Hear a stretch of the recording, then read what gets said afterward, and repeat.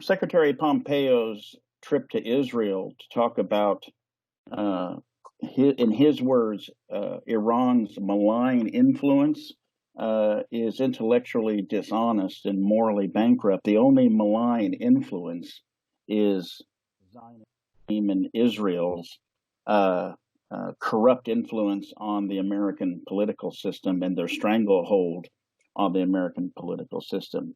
If anything, Secretary Pompeo is being summoned to Tel Aviv to be told what Israel is going to do and to officially bless a de facto Israeli Anschluss of Palestinian territory in the West Bank.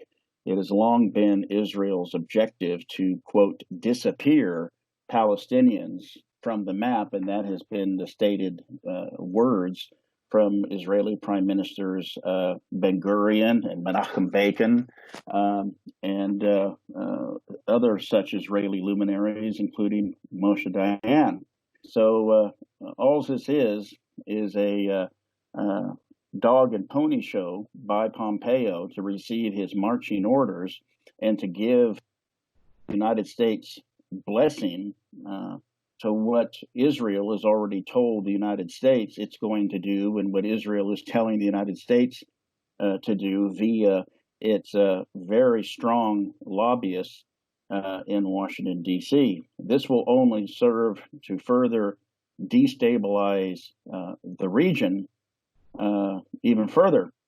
The United States has served to be Israel's bully in the region, creating fictitious terrorist groups, including ISIL, to do its dirty work.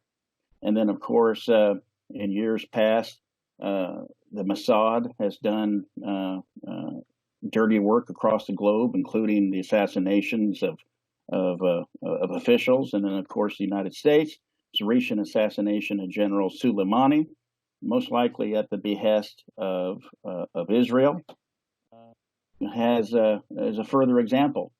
So this trip is essentially two criminals, much like two mobsters coming together to plot strategy to eradicate a people from their indigenous territory, and to use semantics and clever words to make it legal. Now, it is refreshing that some Europeans are talking about sanctioning Israel.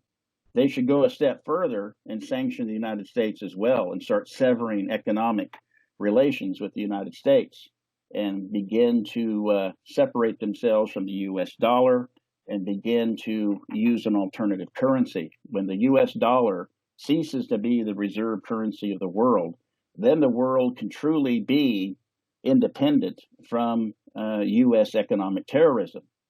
Sooner or later, Europe and the rest of the world has to understand that they can also be victims of economic terrorism that Iran and Russia and Venezuela and other countries have fallen victims to.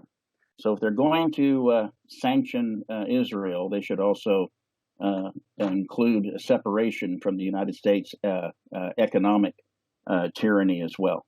Well, I think it'll be critical for Arabs and Muslims across the world to unite in a show of unity and send a message to the United States and to Israel and to Europe.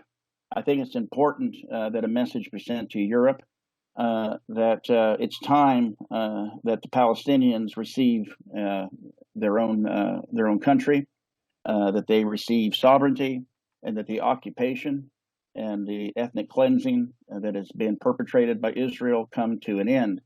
And there is signs of hope in that in the United States there are high-profile leaders within the Democratic Party that have begun to criticize Israel and no longer attend AIPAC conferences.